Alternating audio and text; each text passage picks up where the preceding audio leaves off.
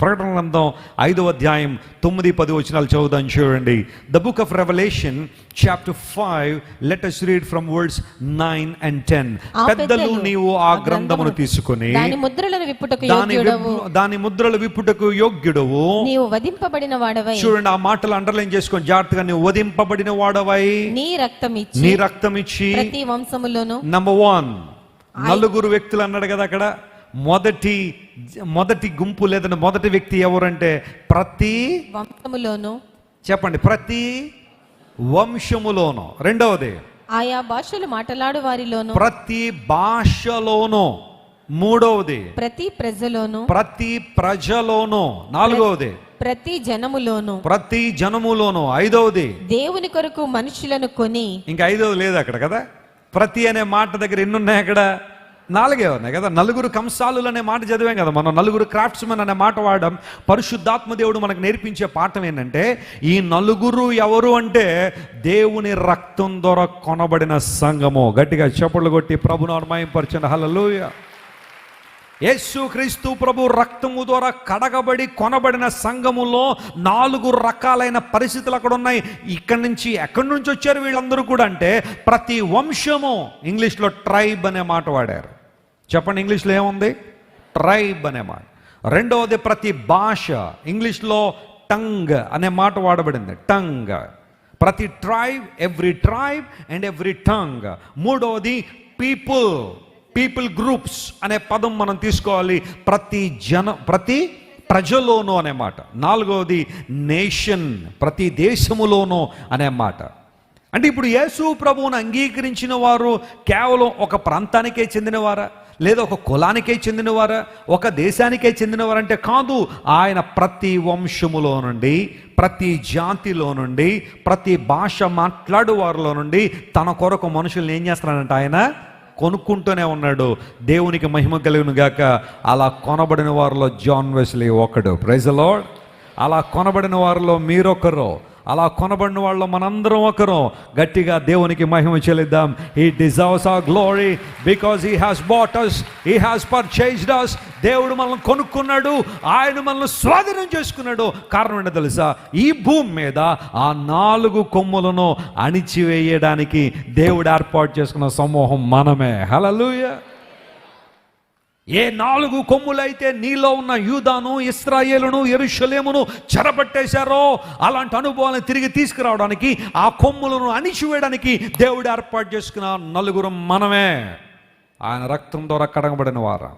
తెలుసా నీ విలువ ఏంటో? నీ గుర్తింపు ఏంటో నీకు తెలుసా? నీ ఔన్నత్యం ఏంటో నీకు తెలుసా?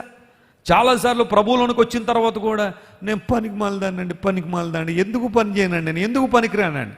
అది కొంతమంది తగ్గింపు అనుకుంటారు, కొంతమంది అది తగ్గింపు కాదు. అది నీకు ఇంకా నీ విలువ తెలియట్లా, నీ విలువ నీకు అర్థం కావట్లా. ఎస్, మనందరం పనికి మాలిన వాళ్ళమే, మనందరం దౌర్భాగ్యులమే, మనందరం ఎందుకు పని చేయని వాళ్ళమే. కానీ యేసే రక్తం పెట్టి మనల్ని ఎందుకు కొనుక్కున్నాడో తెలుసా? మనల్ని పనికొచ్చే వాళ్ళుగా చేయాలని. ఆమేన్. మనల్ని ఉన్నతమైన స్థితిలో నిలబెట్టాలని. ప్రభు అని యేసు క్రీస్తు కృప మీరు ఎరుగుదురు కదా. ఆయన తన దారిద్ర్యం వలన మనందరం ఏమవ్వాలని?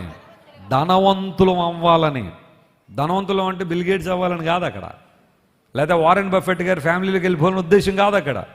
ఆ రిచ్నెస్ అనేది అన్ని విషయాల్లో కూడా ఆధ్యాత్మికంగా, మానసికంగా మనందరం ఐశ్వర్యవంతులుగా ఉండాలనే యేసు ప్రభు మన కోసం దారిద్రతను ఏం చేశారట? ఆయన కోరుకున్నాడు. నీ విలువ నీకు తెలుస్తుందా? నీ గుర్తింపు నీకు తెలుస్తుందా?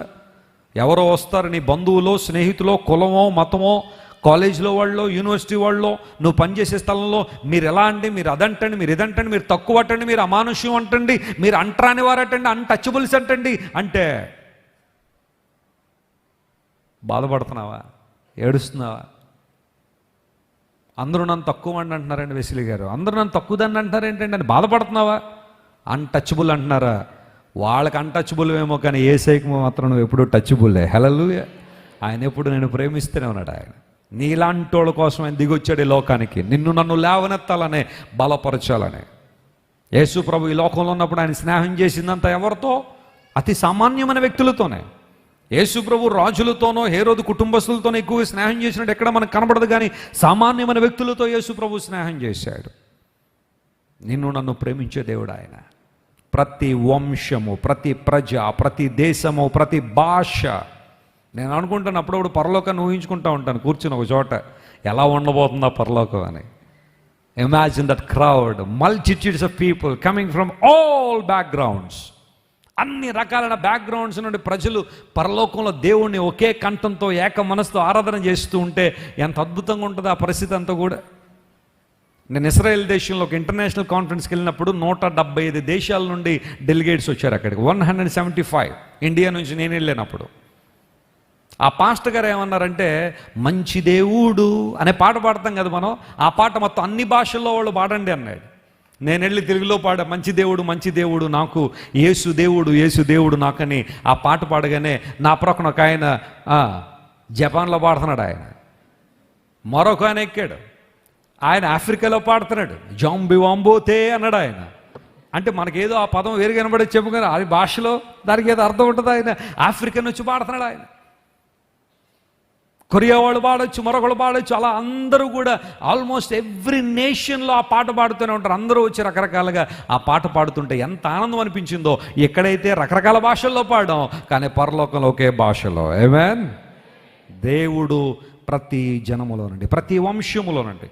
నేను అంటాను, ప్రపంచంలో ఈ రోజున ఒక 150 మతాలు చలామణిలో ఉండొచ్చేమో కానీ ప్రతి మతంలోంచి నా యేసయ్యకు ప్రతినిధులు ఉన్నారు.